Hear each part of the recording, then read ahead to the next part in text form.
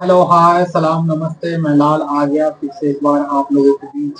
और इस बार हम बात करने जा रहे हैं अरब कंट्री के बारे में। जिस तरीके से ईरान लगातार अरब कंट्रीज पे हमला कर रहा है, अमेरिका ने उन सभी लोगों से वादा किया हुआ था, सभी अरब कंट्री से वादा किया हुआ था कि हम आपको सिक्योरिटी देंगे, यानी कि आपके ऊपर किसी भी तरह का कोई हमला नहीं होगा।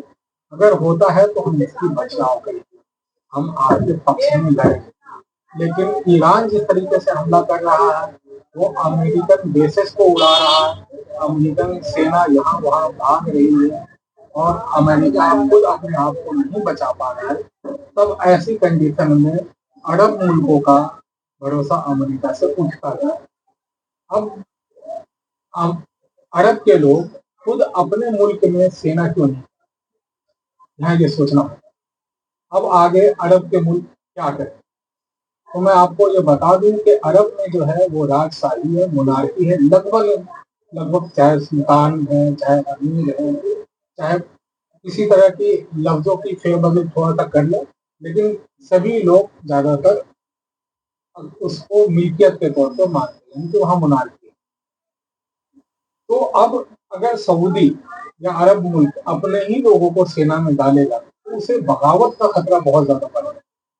और वो नहीं चाहता है कि हमारे मुल्क के लोग फौजी टेक्नोलॉजी से यूज टू हो, यानी कि उनके अंदर लड़ाका वाला माइंड सेट आ जाए और असलहों से उनका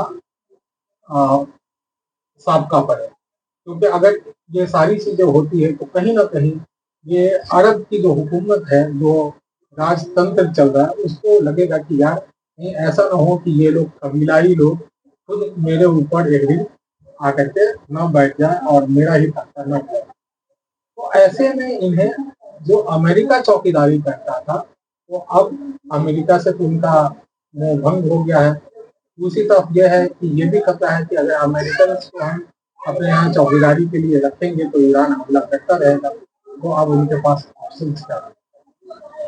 फ्रांस ये एक ऑप्शन हो सकता है, दूसरा रसिया ये भी हो सकता है, तीसरा चाइना ये भी हो सकता है।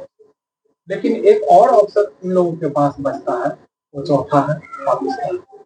अब देखिए, फ्रांस और अमेरिका में बहुत ज्यादा अंतर नहीं, तो फ्रांस को तो छोड़ ही दीजिए। रसिया जो मतलब विचारधारा रखता है मार्क्सिज्म का, उसमें मतलब अल्लाह को मानना, भगवान को मानना, ईश्वर को मानना नापसंदीदा है।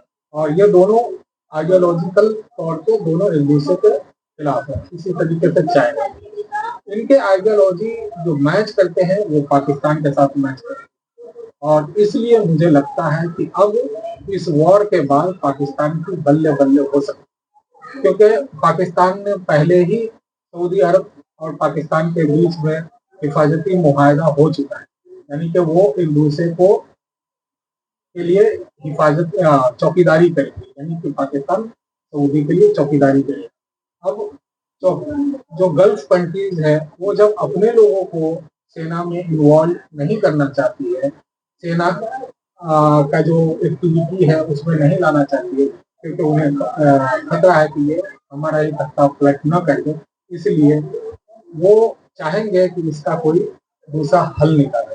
और दूसरा हल यही है कि वो पाकिस्तान को अपने यहाँ मतलब चौकीदारी करवाएंगे और अपनी रक्षा की जिम्मेदारी उसे देंगे, ताकि अरब के लोगों पर भी कंट्रोल किया जा सके और सत्ता पे हमेशा बना रहा जा सके। ये वॉर तो हो रहा है अमेरिका, ईरान, इजराइल के बीच, लेकिन जो तीसरी एक कंट्री है, मतलब चौथी एक कंट्री है पाकिस्तान, वो कहीं ना कहीं उसको फायदा होता हुआ मुझे दिख रहा है।